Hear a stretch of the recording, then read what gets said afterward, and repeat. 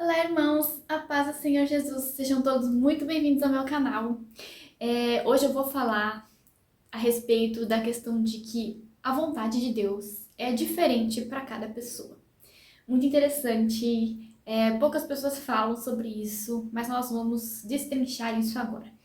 Mas antes de continuar, se você puder, se inscreva no meu canal. Eu sei que eu não costumo pedir isso, mas eu tô pedindo agora porque eu tô precisando muito chegar aos 1.000 inscritos para que possa ser ativada aquela aba comunidade, que é muito importante para poder estar enviando mensagens para vocês e me comunicando com vocês melhor, mas só é ativada a partir dos 1.000 inscritos.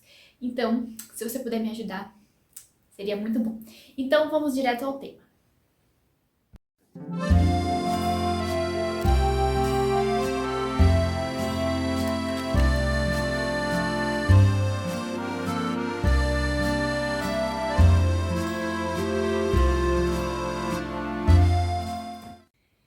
Então, irmãos, o tema de hoje, como vocês viram, a vontade de Deus não é igual para todas as pessoas.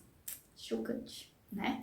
Mas é verdade. Claro que existe uma lei, né, criada por Deus, que tá escrito tudo lá, não matar, não roubar, tá, tá, tá, tá, tá, tá, tá, tá.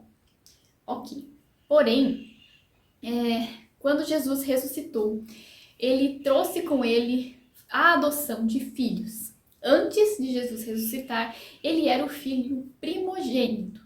Ou melhor, ele era o filho unigênito de Deus, ou seja, o único filho gerado, é o que está escrito na Bíblia. A partir do seu sacrifício e da sua ressurreição, ele passou a ser o primogênito dentre muitos irmãos, como está escrito. O que significa que a partir desse momento nós recebemos a adoção de filhos. Foi-nos dado o direito de sermos chamados filhos de Deus, a todos quanto receberem. Ou seja, se a gente recebe Jesus, a gente se torna filho de Deus. Então, irmãos, a condição de filho é muito diferente da condição de servo, né? Antes, nós éramos servos de Deus, né? Fomos criados por ele, porém éramos servos, que significa que a gente não tinha esse relacionamento com Deus. Mas, a partir desse momento, nós nos tornamos filhos. Em Gálatas 4 está escrito: e porque vocês são filhos, Deus enviou o Espírito de seu Filho aos seus corações, a qual clama, Abba, Pai. Assim você já não é mais escravo, mas filho. E por ser filho, Deus também o tornou herdeiro. Ou seja, nós éramos escravos do pecado antes. E agora nós somos livres e somos herdeiros de Deus, somos filhos. E ao nos tornarmos filhos, a gente passa a ter um relacionamento de filho.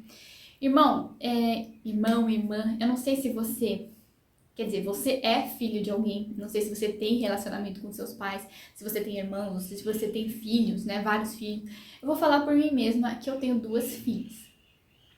E eu posso dizer para vocês uma coisa, elas não são iguais, né? Elas são pessoas diferentes, que têm necessidades diferentes, que precisam de cuidados diferentes. E a forma como eu educo cada uma é diferente. Eu não consigo dar exatamente a mesma educação, as mesmas regras, tudo igual para as duas, porque elas têm necessidades diferentes. Então, eu vou dar um exemplo bem simples para vocês entenderem.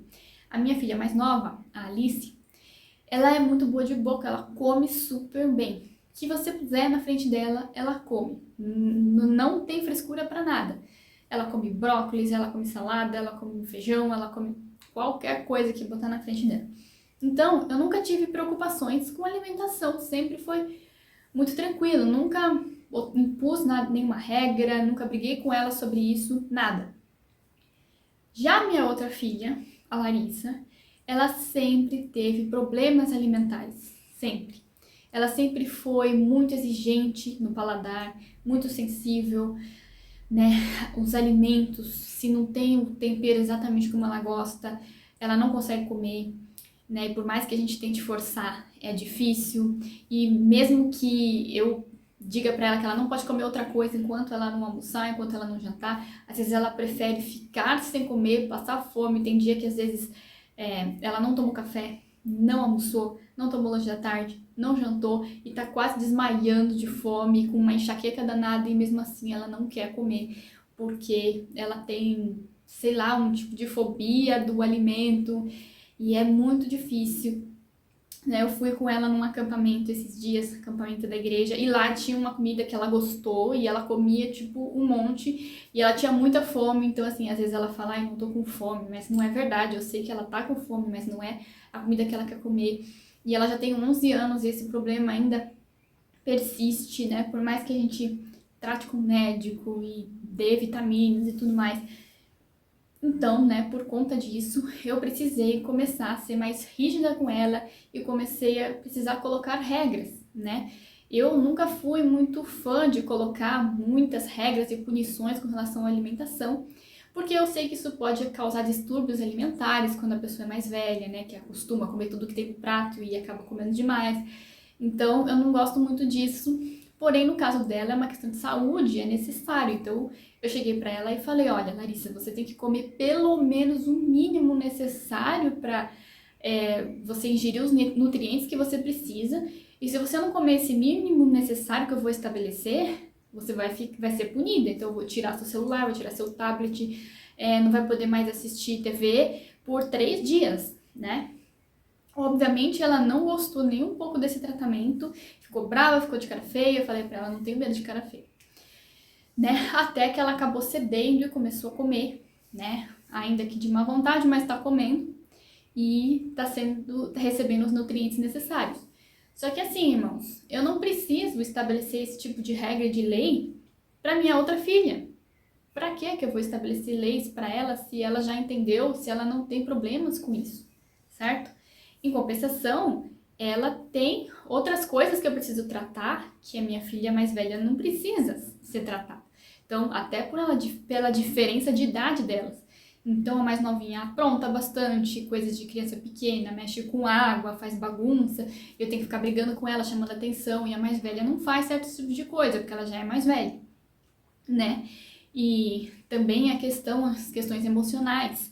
A Larissa, que é a mais velha, ela é bem sensível emocionalmente. Ela não gosta quando a gente briga com ela porque ela sente que ela decepcionou a gente. Então ela não gosta de cometer erros, né, nos afazeres, nas tarefas dela do dia a dia. Se alguém chama atenção, isso para ela é muito pesado. Então, até para a gente disciplinar, tem que ser de um certo jeito, com um certo cuidado.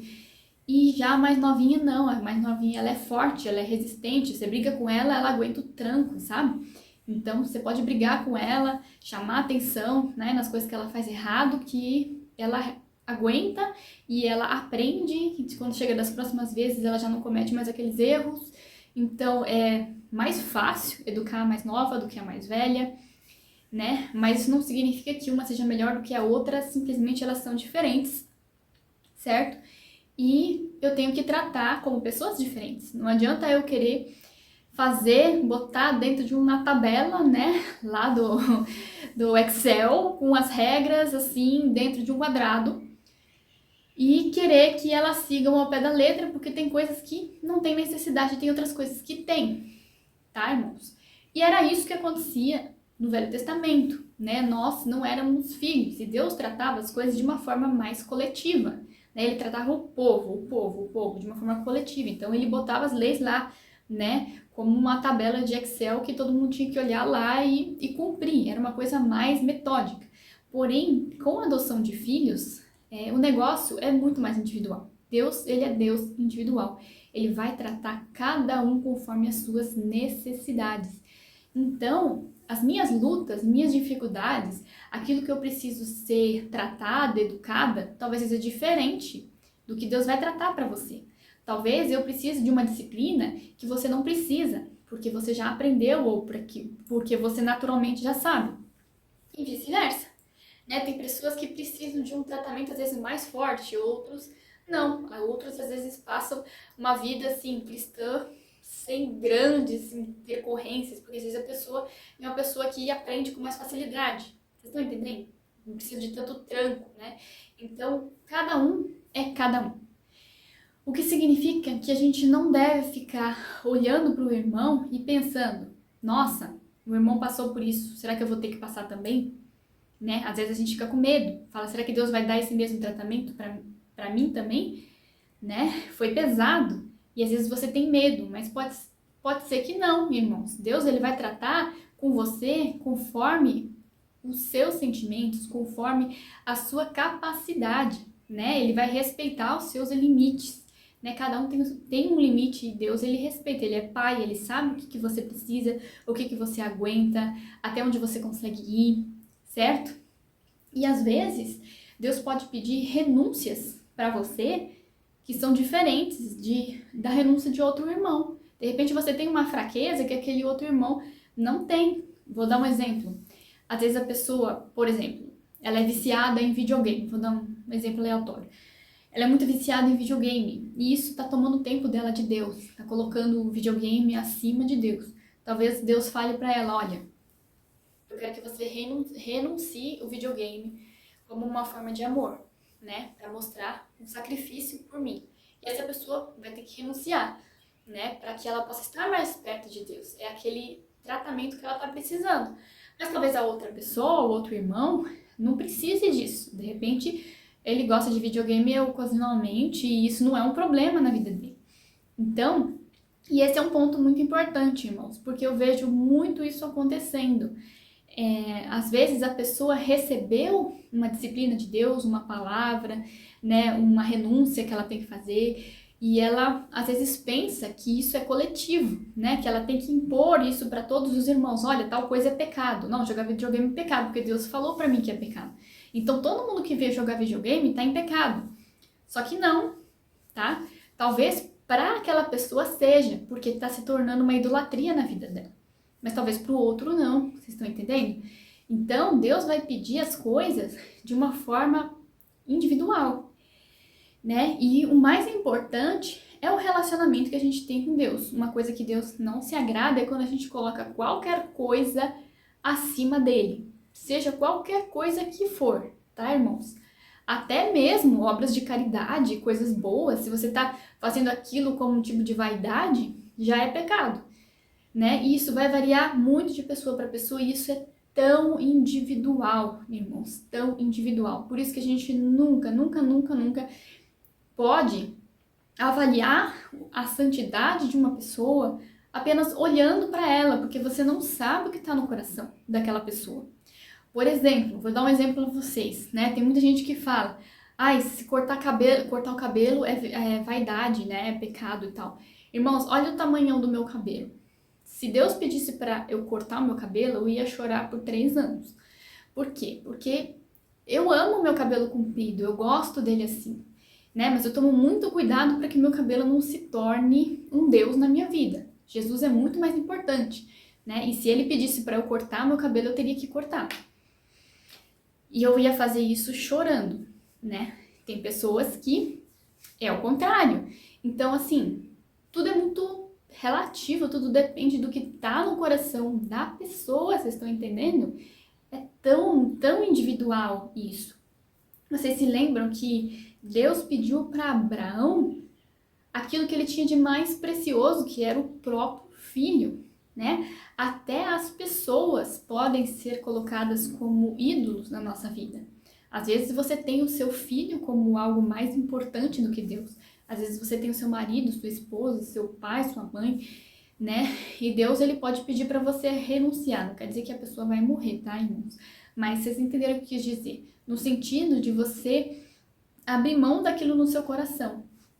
Foi o caso ali de Isaac, né? Claro que Deus, ele não ia matar a criança. Eu conheço Deus, assim que ele não faria isso.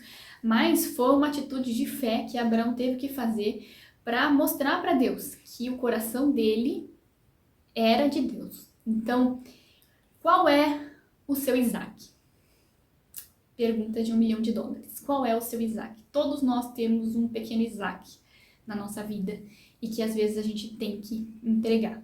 Eu tenho vários irmãos e eu tô sempre, né, tomando muito cuidado, né, para que Deus não peça para eu renunciar. Sempre tomo cuidado para não tomar espaço de Deus, tá certo, irmãos? E muitas vezes, pelas pessoas não entenderem esse conceito, né, de individualidade, é que criam-se muitos legalismos, né, regras e legalismos impostos para todo mundo, como se fosse algo coletivo, só que não é. Espero que tenha conseguido mostrar para vocês o meu ponto. Se vocês tiverem dúvida, deixem aí nos comentários. Eu vou deixar meu WhatsApp também. e é só me chamar, tá certo? Então, até o próximo vídeo. A paz e sim a Jesus.